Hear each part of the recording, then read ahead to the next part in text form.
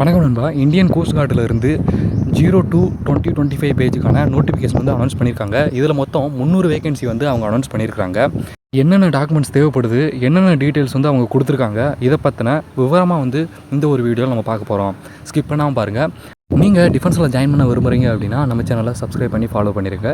டிஃபென்ஸில் சேர விரும்புகிற உங்கள் நண்பரோடையும் ஷேர் பண்ணிக்கோங்க. எல்லோரும் மன்னிச்சிருங்க, நம்ம சேனலில் இந்த வீடியோ அப்லோட் பண்ணுறதுக்கு சில காலதாமதம் வந்து ஏற்பட்டுருச்சு. ஃபஸ்ட்டு இந்த இந்தியன் கோஸ்ட் கார்டுக்கான அப்ளிகேஷனில் 300 வேகன்சி வந்து ரிலீஸ் ஆயிருக்கு. இதற்கான அப்ளிகேஷன் எப்போ ஓப்பன் ஆகும் அப்படின்னா 11 பிப்ரவரி 2025 இருந்து 25 பிப்ரவரி 2025 வரைக்கும் ஓப்பன் ஆகிருக்கும். இந்த டைம் பீரியடுக்குள்ளே உங்களால் ஃபீஸும் நீங்கள் பே பண்ணுற மாதிரி வந்திருக்கும். இந்த டைம் பீரியடை தாண்டிச்சு அப்படின்னா நம்மளால் அப்ளை பண்ணவும் முடியாது. நெக்ஸ்ட்டு எலிஜிபிலிட்டி கண்டிஷன் என்னென்ன கொடுத்துருக்காங்க அப்படின்னா, ஃபஸ்ட்டு இந்த இந்தியன் கோஸ்ட் கார்டில் 2 பிரான்ச் வந்து அவங்க அனௌன்ஸ் பண்ணியிருக்கிறாங்க வேகன்சி. ஒரு பிரான்ச்சில் வந்து 240 வேகன்சியும், இன்னொரு பிரான்ச்சில் வந்து 60 வேகன்சி வந்து அனௌன்ஸ் பண்ணியிருக்காங்க. Navik GD, Navik domestic branch அப்படின்னு. நேவிக் டொமஸ்டிக் பிரான்ச்சுக்கு வந்து 10th குவாலிஃபிகேஷனு, நேவிக் ஜிடிக்கு வந்து 12th குவாலிஃபிகேஷன் வந்து முடிச்சிருக்கணும் அப்படின்னு வந்து சொல்லியிருக்கிறாங்க. இப்போ நீங்கள் நேவிக்கு வந்து டொமஸ்டிக் பிரான்ச்சுக்கு வந்து நீங்கள் அப்ளை பண்ணுறீங்க. அதுக்கு வந்து 10th குவாலிஃபிகேஷன்னா, சப்போஸ் நீங்கள் 12th டிகிரி முடிச்சிருந்தாலும் அப்ளை பண்ண முடியுமா அப்படின்னு நீங்கள் கேட்கலாம். தாராளமாக நீங்கள் அப்ளை பண்ணலாம். பட் உங்களோட ஏஜ் லிமிட் இருக்குது பார்த்தீங்களா, அதை மட்டும் நீங்கள் செக் பண்ணிக்கோங்க.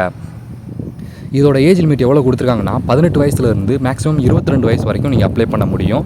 01 செப்டம்பர் 2003 இருந்து 31 ஆகஸ்ட்டு 2007 வரைக்கும் உள்ள எல்லாரும் அப்ளை பண்ண முடியும். அதை தவிர்த்து ஏஜ் ரிலாக்ஸேஷன் வந்து அவங்க கொடுத்துருக்காங்க. எஸ்சி எஸ்டி கேண்டிடேட்டாக இருந்தீங்க அப்படின்னா நீங்கள் 27 வயசு வரைக்கும் கூட அப்ளை பண்ண முடியும். அதே மாதிரி ஓபிசி கேண்டிடேட்டாக இருந்தீங்க அப்படின்னா 25 வயசு வரைக்கும் கூட நீங்கள் அப்ளை பண்ண முடியும்.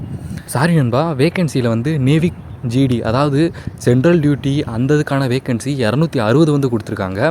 நேவிக் டிபி டொமஸ்டிக் பிரான்ச்சுக்கு 40 வேகன்சி வந்து கொடுத்துருக்காங்க.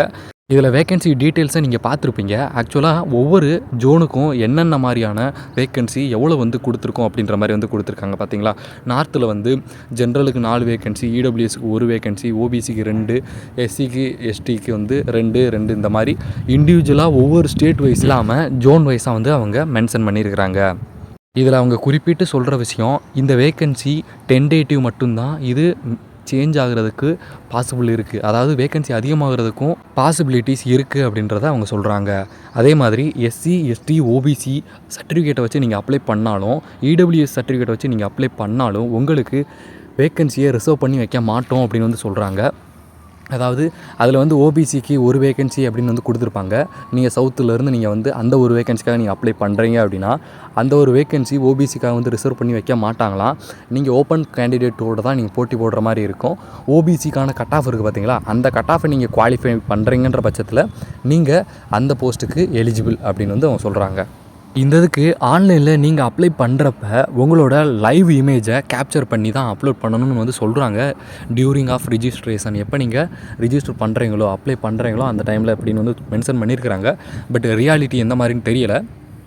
அதே மாதிரி உங்களோட டாக்குமெண்ட்ஸ் நீங்கள் அப்லோட் பண்ணுறீங்க பார்த்தீங்களா, அந்த டாக்குமெண்ட்ஸில் இருக்கிற டீட்டெயில்ஸ் வந்து ரொம்ப சரியாக வந்து இருக்கணும். நீங்கள் ஸ்டேஜ் 1, ஸ்டேஜ் 2, ஸ்டேஜ் 3, ஸ்டேஜ் 4னு மொத்தம் 4 ஸ்டேஜஸ் வந்து இருக்குது. இந்த 4 ஸ்டேஜஸையும் கிளியர் பண்ணதுக்கப்புறம் உங்களுக்கான ஃபைனல் கட் ஆஃப் வந்து அவங்க அனௌன்ஸ் பண்ணுவாங்க. அதன்படி நீங்கள் சில்காக்கு ட்ரைனிங்காக போவீங்க அப்படின்னு வந்து சொல்லியிருக்கிறாங்க.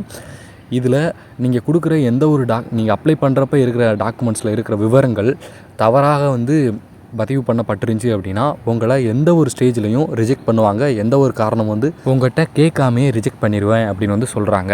அதே மாதிரி இந்த ரிஜெக்ட் பண்ணிட்டாங்களா இல்லையா அப்படின்ற விவரங்களை நீங்கள் தெரிஞ்சுக்க முடியாது அப்படின்றதையும் தெரிஞ்சுக்கங்க. இப்போ நீங்கள் கொண்டு போக வேண்டிய ஐடி ப்ரூஃப் என்ன அப்படின்னா Aadhaar card, PAN card, voter ID, driving license, passport, அது போக நீங்கள் 10th 12th மார்க் ஷீட்டு, இதை தவிர்த்து நீங்கள் டிகிரி வச்சு அப்ளை பண்ணியிருந்தீங்க அப்படின்னா டிகிரிக்கான குவாலிஃபிகேஷன்ஸ், ஓகேங்களா. இது போக பாஸ்போர்ட் சைஸ் ஃபோட்டோ 2 அப்லோட் பண்ணுறதுக்கு வந்து தேவைப்படும். அது போக நீங்கள் கையில் வந்து ஒரு 5 ஃபோட்டோ இல்லை 6 7 ஃபோட்டோ இல்லை 8 ஃபோட்டோ வந்து வச்சுக்கோங்க மெயின்டைன் பண்ணி. இதை தவிர்த்து நீங்கள் ஏஜ் ரிலாக்ஸேஷன் தேவைப்படுது அப்படின்னா, இல்லை நான் ஓபிசி கேட்டகரியை வந்து சூஸ் பண்ணுறேன், அதில் எனக்கு வந்து அப்ளை பண்ணுறதுக்கு ஆசையாக இருக்குது அப்படின்னு நினச்சிங்க அப்படின்னா எஸ்சி எஸ்டி ஓபிசி இடபிள்யூஎஸ் இதில் நீங்கள் எந்த கேட்டகரியாக இருந்தாலும் அதற்கான பர்டிகுலர் டாக்குமெண்ட்டை நீங்கள் எடுத்துகிட்டு போகிற மாதிரி வந்திருக்கும்.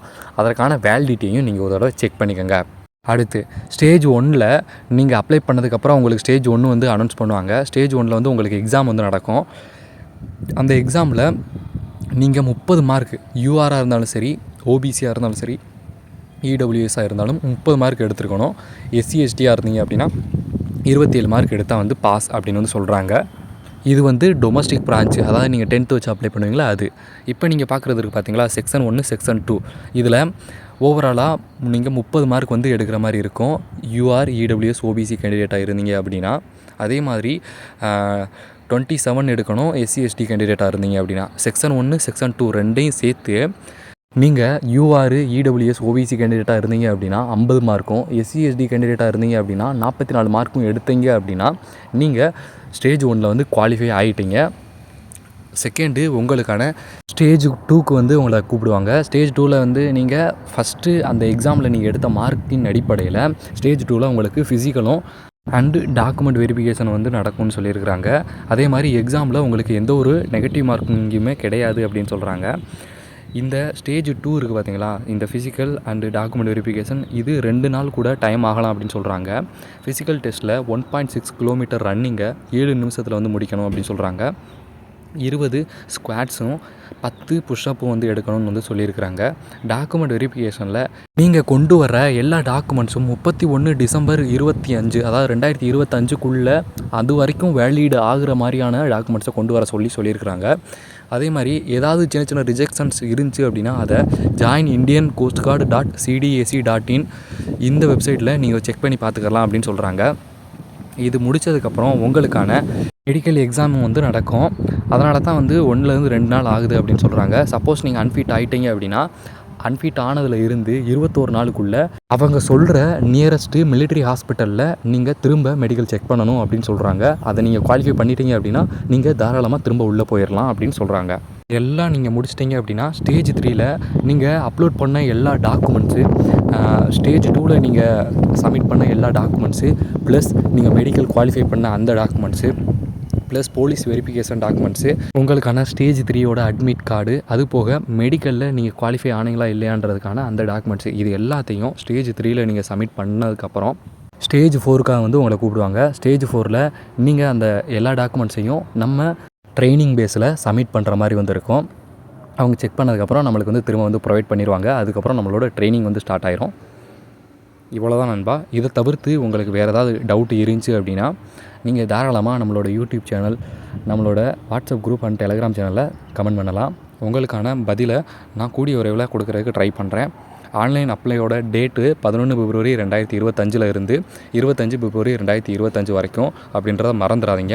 அதே மாதிரி உங்களோட ஸ்டேஜ் 1 வந்து mid and end of April 2025 நடந்துடும். ஸ்டேஜ் 2 வந்து ஜூன் 2025 ஸ்டேஜ் 3 வந்து early or mid of September 2025 compulsory நடந்துடும் அப்படின்னு வந்து சொல்லியிருக்கிறாங்க. மேபி இதில் முன்ன பின் ஆகலாம், ஆனால் வந்து செப்டம்பருக்குள்ளே முடிச்சிடும் அப்படின்னு சொல்கிறாங்க. அப்போ செப்டம்பர் முடித்ததுக்கப்புறம் உங்களுக்கான ஜாயினிங்கு மேக்ஸிமம் அக்டோபர் ஆர் நவம்பருக்குள்ளே வந்து இருக்கிறதா நீங்கள் எதிர்பார்க்கலாம். மேக்ஸிமம் நவம்பருக்குள்ளே இருக்கிற மாதிரியாக தான் வந்து கொடுத்துருப்பாங்க. அவ்வளோதான் நண்பா. இந்த வீடியோ உங்களுக்கு பிடிச்சிருந்துச்சி அப்படின்னா உங்களோட ஃப்ரெண்ட்ஸோடையும் ஷேர் பண்ணிக்கோங்க. Thanks for your support.